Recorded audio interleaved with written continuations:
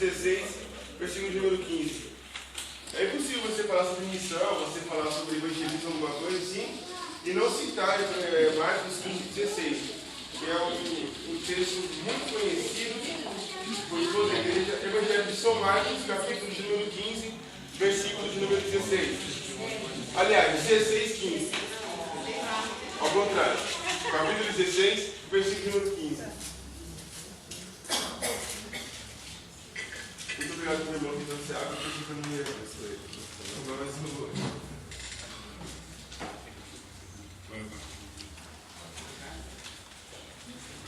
Todos acharam? Amém? Está dizendo assim: e disse-lhes: ide por todo o mundo, pregar o evangelho a toda criatura. Quem crer e for batizado será salvo, quem não crer será condenado. E esses sinais seguirão aos que creem. E em meu nome expulsarão demônios, falarão novas línguas, pegarão nas serpentes, e se beberem alguma coisa mortífera, não lhe fará dano algum. Imporão a mão sobre os enfermos e os curarão. Vou ler esse último versículo aqui, parte B. Imporão as mãos sobre os enfermos e os curarão. Amém. Foi realmente o que aconteceu comigo agora. Estava lá doente, cheio de dor, indisposto. Os pastores foram lá, fizeram isso, uma ordenança da palavra de impor a mão sobre aqueles que estão enfermos e eles serão curados. Essa é uma verdade nas nossas vidas, uma grande verdade. E nós, Jesus deixou algumas armas para nós aqui na terra. E por às vezes nós negligenciarmos isso, nós deixamos de usar essas armas e as coisas deixam de acontecer. Não porque o Pai falhou, mas sim porque a gente falhou em não saber como usar essas armas. Inclusive armas poderosas que deixou para a gente. Impor a mão sobre os enfermos e eles serão curados. Mas aí tem uma parte na Bíblia que está falando assim, que o próprio Jesus não conseguiu fazer muitos milagres numa cidade porque faltava a fé das pessoas. Então, paralelo a isso, temos que ter fé. Muita fé. E você falar sobre fé, falar sobre cura, sabe, isso leva a gente a pensar muitas coisas. Mas eu quero puxar para um lado. Eu quero mostrar algo para vocês. Algo que Deus me falou no meu coração já há muito tempo. Algo que Deus vem mostrando para mim e me fazendo vivenciar isso. A ideia que nós temos de relacionamento com Deus, sempre, na grande maioria das vezes, vai ser sempre isso. Vou tratar como Senhor, vou chegar a Ele como Mestre, como Deus, como Todo-Poderoso, mas na verdade, a vontade mesmo dele é que nós nos cheguemos nele como nosso Pai. Como nosso Pai. E você tem um relacionamento com alguém que é o teu Deus, o teu Senhor e o teu Pai, há uma grande diferença. Há uma diferença que é sentida, uma diferença que ela é muito forte. Quando nós falamos Deus, e quando nós o enxergamos apenas como Deus, dá aquela impressão, sabe, de meu Deus, Ele vai castigar e eu tenho que obedecer, sabe? Mas quando nós o olhamos como nosso Pai, a gente vai ver de uma outra forma. De que sim, devemos obedecer, de que sim, devemos nos submeter à vontade dEle, mas que, acima de tudo isso, Ele é o nosso Pai. Ele nos entende, Ele nos ama, Ele está com a gente. Sabe? E quando nós vemos aqui, curamos os enfermos serão curados, em meu nome expulsarão demônios, nós automaticamente já achamos que esse é o trabalho dos nossos pastores, dos nossos líderes. Esse é o trabalho, sabe, daquela pessoa que está acima de nós, dentro de uma igreja, mas na verdade, isso é para todos. A Bíblia diz assim: aos que creem, esses sinais seguirão. Mas você pode falar, mas tem muito que está falando na Bíblia que os enfermos chamam os presbíteros que estão orando. É verdade. Mas vai haver situações que não vai ter ninguém perto de você. E você vai ter que ligar para o pastor dentro da sua casa. Mas eu quero te dizer que a autoridade está sobre a sua mão, a autoridade está sobre a sua vida, porque você crê nisso. Você crê nisso? Amém. A autoridade está sobre você. A autoridade está sobre a sua vida. Aos que creem, esses sinais seguirão. Aos que creem, creem no quê? Creem no nome do Senhor. creem no amor, ele crê que ele é poderoso para transformar qualquer situação. É isso que quer dizer. Amém, Jesus. Aos que creem nisso, esses sinais o seguirão. Mas como eu vou crer? Se você se tornar filho. E agora uma passagem muito legal, que diz assim: e a todos quantos receberam, Deus o poder de serem feitos filhos. Filhos de Deus. Nós somos filhos. Filhos de Deus. Somos filhos, temos um pai. Um pai que cuida de nós. Um pai que está a todo momento para nos ajudar, para nos abençoar, para dar clareza na nossa mente, entendimento de muitas coisas que nós não lemos, e também deixou pessoas aqui na terra para estar cuidando de nós. Para isso temos nossos pastores, nossos líderes, que estão também com uma vida totalmente devota a Deus, procurando se aperfeiçoar para entregar o melhor alimento a nós que estamos aqui. Mas quando nós começamos a caminhar juntos nisso, o corpo anda, o corpo que sou eu e é você sozinho não é o corpo, nós juntos somos o corpo, e assim nós estamos a caminhar juntos.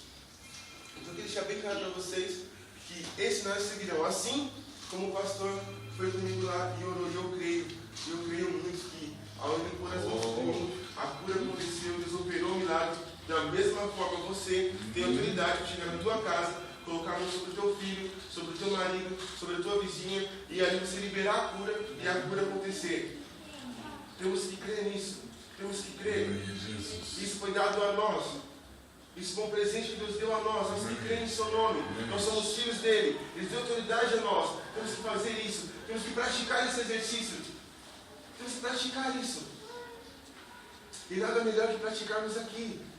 Onde todos nós, compartilhamos a mesma fé. A Bíblia fala assim para nós: confessamos os pecados uns com os outros e orarmos pelos outros. Temos que começar a praticar isso aqui.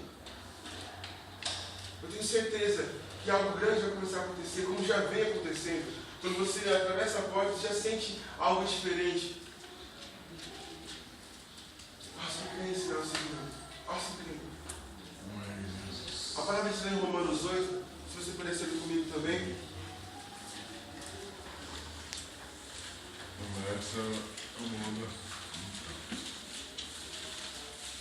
Romanos 8:15.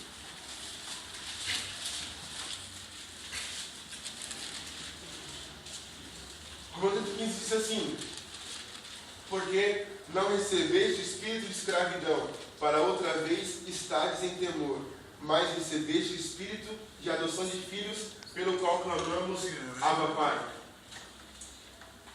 Vou ler de novo. Porque não recebestes o espírito de escravidão, para outra vez estardes em temor, mas recebestes o espírito de adoção de filhos, pelo qual clamamos, Abba Pai. O que quer dizer Abba Pai? Paizinho, papai. Uma maneira carinhosa de chamar a Deus. Seu papai, seu pai. E nós, às vezes eu consigo perceber isso, mas comigo, durante muito tempo foi assim. Quando eu ia dirigir uma oração a Deus, eu sempre chamava de Deus, Senhor, excelso, eterno, mas eu tinha dificuldade de chamar Ele de papai. Eu tinha dificuldade tremenda de estar chamando Ele de paizinho, de papai, de acreditar que Ele é meu pai de verdade, sabe? Que Ele está comigo. Durante muito tempo eu tive essa dificuldade. E Ele me guiou aos poucos, me mostrando: eu estou do seu lado, eu estou com você, eu sou seu Deus, sou seu Senhor, mas eu sou seu pai. Eu sou seu papai. Interessante que está falando assim: espírito de adoção de filhos. Como assim? Nós somos adotados? Somos adotados, mas eu não sou o filho legítimo de Deus. Sabe, na cultura judaica vai estar explicando, vai estar mostrando que o unigênito ali, ele recebia uma bênção maior. Ele era o primeiro. Nós vimos isso em várias partes da palavra de Deus, falando sobre o unigênito. Ele é o primeiro, a bênção é para ele. Temos, já vimos na nossa mente já aquela briga que teve entre Esaú e Jacó ali. Lembra? E a oportunidade que acontece. Você tem 2 filhos. O seu unigênito tem a bênção. Mas quando você adota uma criança, pela cultura judaica, essa criança passa a ter os mesmos direitos do seu filho unigênito. Os mesmos direitos.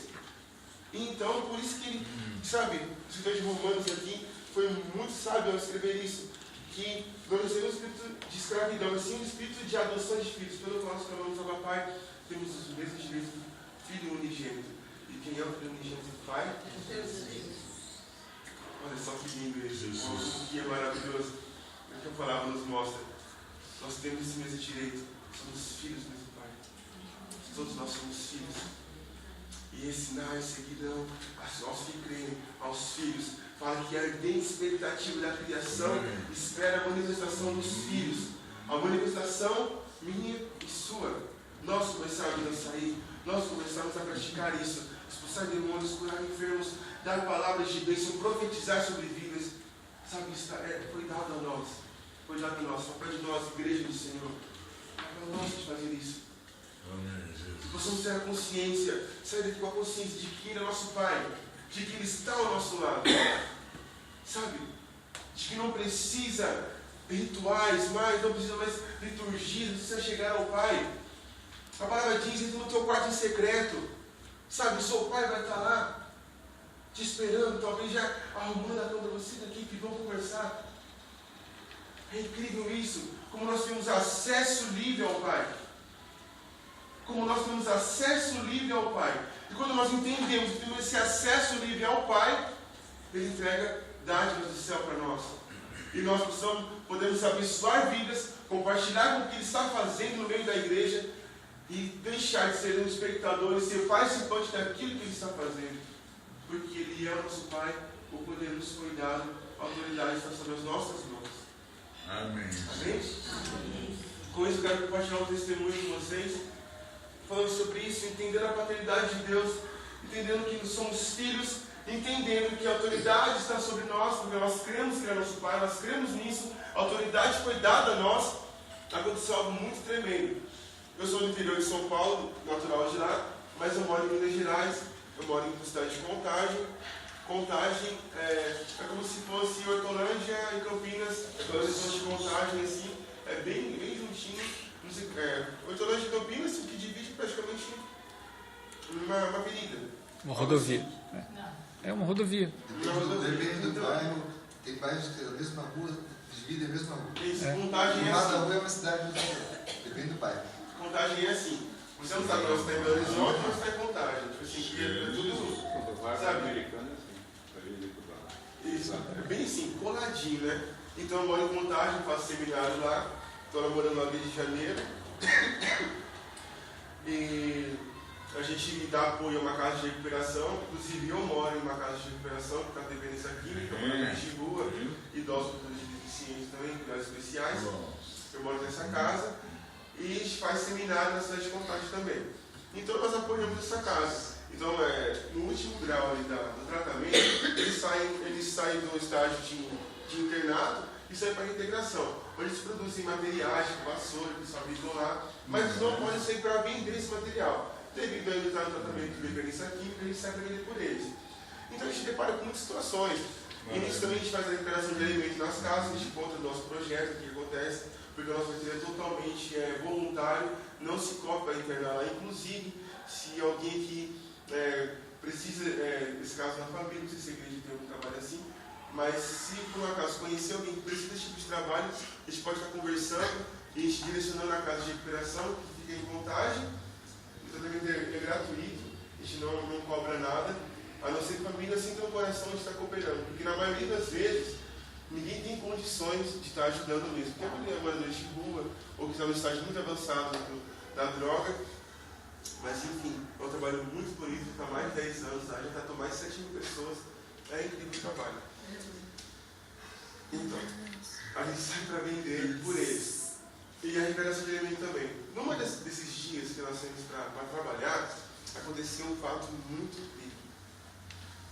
Estávamos caminhando, eu saí com um grupo para um lado, e um outro grupo de 5 pessoas ficou num bairro que próximo onde a gente mora. E aconteceu que escutaram uma batida muito forte. De início, acharam que era um acidente, alguma coisa assim. E uma mulher gritando muito. Saímos correndo para ver o que era e tinha um embaleado no chão. Tinha tomado um tiro no pescoço e estava sangrando muito. Não parava de sangrar. O pessoal viu aquilo, todo mundo ficou apavorado, mas não pensaram 2 vezes. Um já colocou a mão no ferimento assim para estancar o sangue. E o menino agonizando, falando assim, estava ficando escuro, estava com frio. E e agonizando. Tentamos ligar para o resgate, mas não sei quantos falam naquela hora, nem o celular queria pegar, não consegui nem listar os números assim, foi horrível.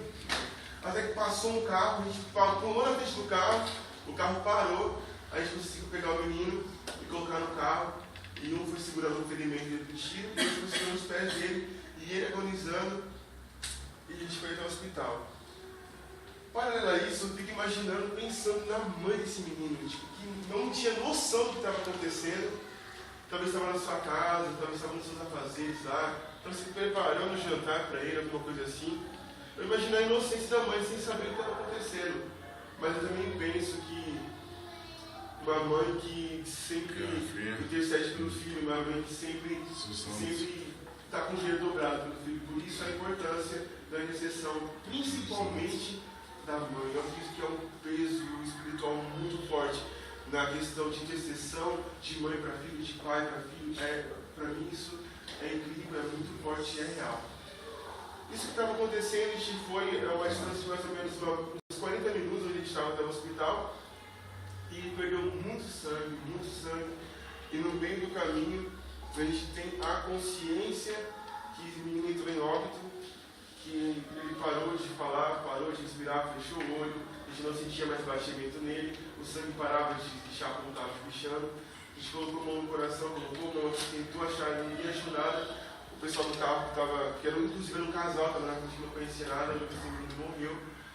E aí a gente ligou para o pessoal que tinha ficado lá e falou, vamos estar orando, vamos interceder por isso.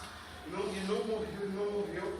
Mas a pessoa estava segurando, não era eu, era um amigo meu, que estava segurando o ferimento, ele sentiu, assim, ele entrou em óbito. Mas nisso começaram a fazer um monte de intercessão, falando assim, Deus, eu abençoo com vida, pois a palavra diz que do nosso interior fluirão rios de água, e esse rio por onde passa produz vida. Esse rio por onde ele passa, ele faz os passos ficar verdejantes, ele faz frutos darem árvores, então nós acreditamos muito nisso. E começamos ali.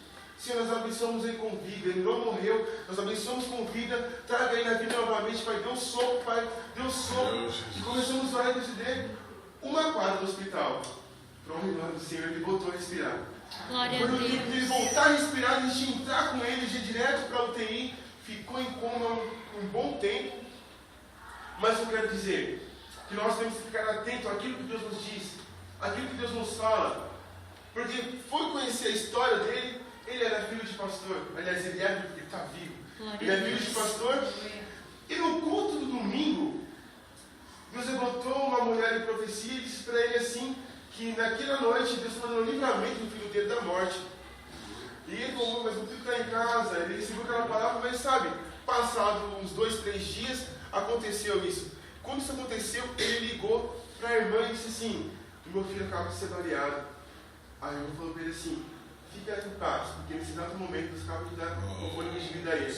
E a gente colocamos nos relógios, ele certinho, que no exato momento que o moleque suspirou de novo no carro. E a gente entrou com ele para a UTI, e ali ele ficou uns 3 dias. A pessoa ficou na UTI mais um bom tempo, mais 2 dias antes de eu vir para cá. A gente teve a notícia que foi para o quarto, está recebendo cirurgia de aparelho. Graças a Deus, eu descobri o poder de Deus, o que Deus pode fazer através da intercessão, através de um posicionamento do corpo de Cristo, um posicionamento da igreja, quando a igreja se resolve a orar, quando a igreja se resolve mesmo a colocar o joelho no chão e interceder por pedidos, interceder por vidas, realmente a palavra faz sentido, a palavra que diz que as portas do inferno não prevalecerão contra a igreja do Senhor. Glória a Deus. Quando isso acontece, quando a igreja anda aleatoriamente, quando a igreja anda cada um por si, tem para mim que essa palavra deixa de dar efeito. Não porque ela não é viva, mas sim porque a igreja está em falha. Quando a igreja se resolve realmente se unir, em todos os sentidos, e principalmente na intercessão e oração, coisas sobrenaturais começam a acontecer. Olha esse menino, ele já está no quarto, creio que daqui uma semana ou 2 ele já recebe alta. E está aí um testemunho vivo. E o médico disse assim, que pela medicina, seria ter sido melhor ele tomar um tiro no peito do que onde ele tomou. Porque onde ele pegou uma veia que eu não sei o que é, mas era uma veia muito importante. Isso, porque uma das principais veias. Só não é a pessoa que é a artéria, falou assim. Só que tirando a artéria é a principal. E ele perdeu muito sangue. E aos olhos clínicos já tinha chegado lá sem vida. Ele estava muito fraco, porque quando ele respirou, os baixinhos estavam muito fracos, perdeu muito sangue. Mas nós sabemos que nada é impossível ao que vem. Como ele disse, o mesmo Deus de Elias, que derramou fogo do céu e consumiu com o holocausto todos os profetas de Baal, da mesma forma, é o mesmo que nós servimos. Ele diz que ele é imutável, pela mesma ontem e hoje será eternamente. Isso é Deus que nós servimos. Isso é Deus a quem nós devemos dar realmente honra e glória. E mais do que isso, Ele é o nosso Pai. Aleluia. Ele é o nosso Pai. Essa palavra está muito forte no meu coração. Ele é o nosso Pai. Ele está com a gente. Sabe? Nós podemos sentir Ele do nosso Pai, do nosso lado, do nosso trabalho. Aqui. Não é necessário mais prestar sacrifícios. Não é mais necessário gastar rasgado. Nós temos acesso a Ele. Ele é o nosso Pai. Ele é o nosso Paizinho, nosso Papai. Vamos tratar com carinho aquele que nos trata com carinho. Vamos tratar com amor aquele que nos trata com amor. Sim, vamos cuidar das coisas dele, porque Ele cuida de nós. Ele cuida das nossas coisas. Não nos deixe faltar nada. Até aqui o Senhor sustenta da gente. Até aqui.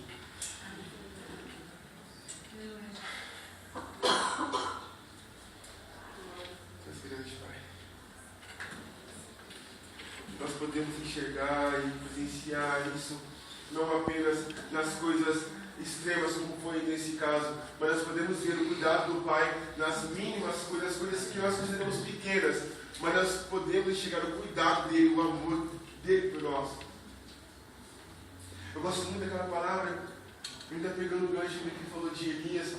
Depois de tudo isso, sabe, depois dessa, sabe, aquela experiência, foi a maior experiência com Deus que ele tinha tido. Imagina isso, uma caminhada ali, uma vida profética que ele tinha, um profeta que era. Ele presenciou um dos maiores milagres que está registrado na Bíblia. E logo após ele ter visto toda essa glória, o que aconteceu com ele? Ele teve um medo tão profundo no seu coração, teve um temor tão grande, porque parece que iam matar ele. E Isabel estava atrás dele. Isabel estava atrás dele. E ele fez quem? Se refugiou dentro de uma caverna. E aí está outra parte da palavra que eu acho incrível. Porque a Bíblia diz assim, que veio um terremoto tremendo.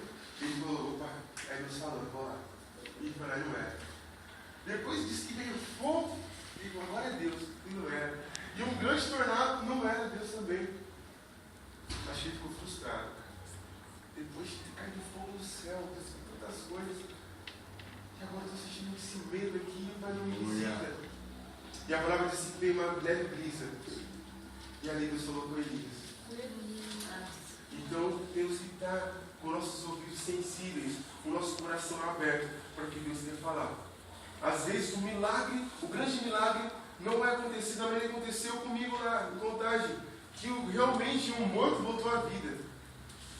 Mas talvez na coisa simples, o Pai está trabalhando, o Pai está cuidando, e nós ainda pensamos que Ele vai, sabe, se manifestar só nas coisas grandes. Mas na verdade, nas coisas mínimas, no maior dos cuidados, Ele está ali com a gente. Amém? Eu deixo essa palavra para você, então, meu irmão, minha irmã, que você acredite realmente e tenha consciência, isso no teu coração, que mais do que Deus, que mais do que nosso Senhor, Ele é o nosso Pai. Ele é o nosso Pai. Ele é o nosso Pai. Desde a eternidade, Ele é Pai. Ele é o nosso Pai. Ele te conhece mais do que tua esposa, mais do que tua mãe, mais do que teu pai. Ele te conhece. A palavra diz assim, Ele conhece as estrelas pelo nome. A palavra diz que vem da nossa mãe. Sabe? A Bíblia diz assim que a palavra nem chegou na nossa boca, a gente sabe o que a gente vai falar. É incrível o poder dele, cuidado como Pai. Ele é nosso Pai. Ele é o nosso Pai. Creia nisso. Ele é o nosso Pai. E sabe, para você chegar até o Pai, escutar realmente o coração dele, é necessário você encostar o ouvido no peito dele. Se você quer escutar o coração de alguém, tem que encostar o ouvido no peito. e só encosta o ouvido no peito de alguém se você tem intimidade com essa pessoa. Sim. Você acredita nisso? Tem que ter intimidade. E aí você pega ali exemplo de filhos. Algumas pessoas têm filhos pequenos, têm filhos maiores. As criancinhas vêm e você abraça. A primeira coisa que ela faz ali, encosta, sabe, a cabeça no peito assim, é gostoso. Mas talvez um filho que já é grande assim, não tem essa mesa, sabe? Eles têm vergonha, meu pai, já cresci. Não vai festa não. Vem cá, meu filho, não, meu pai, já estou grande já. Mas quando é uma criança, a criança vem no seu braço, você abraça. Esse que tem nessa, entende o que eu estou falando também, sabe? De abraçar ali. Isso me faz entender. E Deus me deu uma revelação de que, se quiser realmente escutar o coração do Pai, temos que ser como as crianças, sabe? Que tem essa intimidade, que tem essa inocência, e vem até o Pai, e o Pai segura, e o Pai abraça, o Pai cuida. Dessa maneira temos que ser. Você tem a inocência de uma criança. E a palavra diz: deixe vir as crianças, porque das tais são o reino. Das tais são o reino. Deixe vir as crianças, porque das tais é o reino dos céus. Das tais é o meu reino. Vamos nos comportar, perceber se o Pai, que na intimidade nós somos com Ele, como uma criança, como um filhinho, tem cuidado com o Pai, e o Pai com o filhinho, que possamos ser assim com o nosso Deus, com o nosso Pai. Amém? Amém. Queria fazer uma oração com vocês, fechar seus olhos.